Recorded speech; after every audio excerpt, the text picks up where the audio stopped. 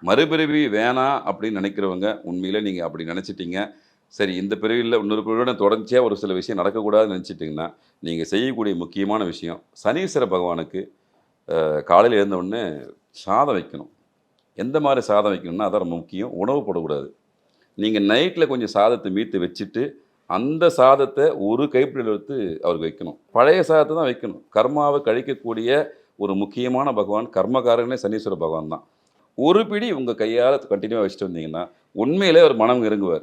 உங்களுடைய கர்ம பதிவ பார்த்துன்னே வருவார். ஏதாவது ஒரு வாய்ப்பு கிடைக்குமா அப்படின்னு பார்ப்பாரு. அந்த வாய்ப்ப அவர் நினைச்சா ஒரு செகண்ட்ல உருவாக்கிடலாம். ஆனா, அதுக்கான வழிமுறைய சித்தர்கள் ரொம்ப எளிமையா இந்த விஷயம் சொல்லி போயிருக்காங்க. வேற எதுவுமே செய்யாதீங்க. வீட்ல பறவைகளுக்கு உணவு போடு. குறிப்பா காக்கைக்கு இந்த பழைய சாதத்த வச்சுட்டு வாங்க. அவருடைய தாக்கம் உங்க வாழ்க்கையிலே கண்கூடா நீங்க பார்க்கலாம். ரொம்ப தெளிவா சொல்லியிருக்காங்க.